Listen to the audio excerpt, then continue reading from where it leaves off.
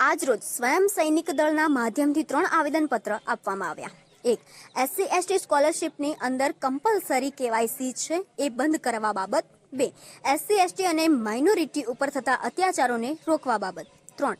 આગામી 14 એપ્રિલ 2025ના રોજ બાબા સાહેબની 134મી જન્મજયંતિ આવી રહી છે, તેની રજા કેન્સલ કરી છે, એના અનુસંધાને જય ભારત, જય સંવિધાન, નમો બુદ્ધાય, જય ભીમ।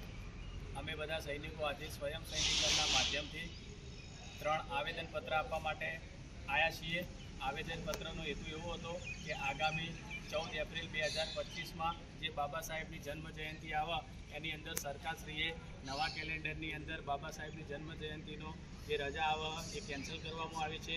તો એના અનુસંધાને આવેદનપત્ર આપ્યું અને સરકારશ્રીને એક જાહેર કર્યું કે ભાઈ તમારે જો રજા આપવી જ હોય તો પછી તમે 14 એપ્રિલની અમને રજા આપો, નહીંતર અમને જે બીજા તહેવારોની રજા આપવામાં આવે છે એ રજા કેન્સલ કરી અને અમને આની રજા આપો। કેમ કે ભારત દેશની અંદર SC/ST, OBC તમામ સમુદાયના લોકો બાબા સાહેબને એક મુક્તિદાતા, ભારત રત્ન તરીકે ઓળખે છે અને એ લોકો એમની વિચારધારા ઉપર કામ કરે છે।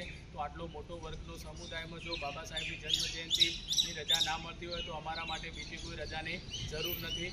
તો આ રજા અમને સરકારશ્રી ફાળવી આપે એવી અમારી વિનંતી। બીજું આવેદનપત્ર એવું હતું કે આગામી દિવસોમાં SC/STને જે KYC કરવાનું સરકારશ્રીએ ગુજરાત રાજ્યમાં કમ્પલસરી કર્યું છે। તો જો KYC કરવી જ હોય તો બીજા સમાજના લોકો જેમ કે OBC, જનરલ, EWSમાં જેનો સમાવેશ થાય છે એ લોકોને પણ સ્કોલરશિપ મળે છે। તો સ્કોલરશિપ તો બધા લોકો લે, તો ખાલી SC/STને KYCનું કેમ કમ્પલસરી કરવામાં આવ્યું છે?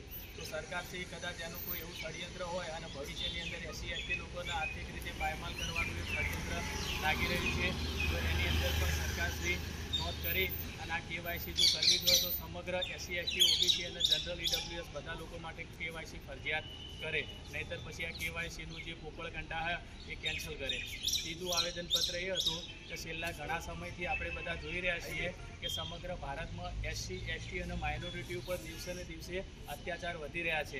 એમાં આપણે જોઈએ તો ખાસ કરીને ભાજપ સરકાર જ્યાં પણ કાર્યરત હોય, જ્યાં પણ ભાજપના મેન માણસો હોય, તો ભાજપ જે શાસનની અંદર કાર્યરત હોય એવી જગ્યાએ અત્યાચારો બહુ મોટા પ્રમાણમાં થઈ રહ્યા છે। તો ભાજપનું શું કહેવું કે આ લોકોને આ રીતે આપણે આ દેશમાંથી હકાલ કરીએ અને આ લોકોને બહુ જ આપણે પીડાઓ આપીએ, શોષણ કરાવીએ, આર્થિક રીતે, સામાજિક રીતે અને બધી રીતે તૂટી જાય એવું ષડયંત્ર લાગી રહ્યું છે। તો તમામ જે સરકારશ્રીની અંદર કાર્યરત છે એ લોકોને જણાવવામાં આવે છે કે આ પ્રકારનું જે ષડયંત્ર થઈ રહ્યું છે આની નોંધ લઈ અને અમારા દ્વારા જે આવેદનપત્ર આપવામાં આવી રહ્યું છે એની ઉપર થોડું કાયદાકીય કાર્યવાહી કરવામાં આવે। જય ભારત, જય સંવિધાન।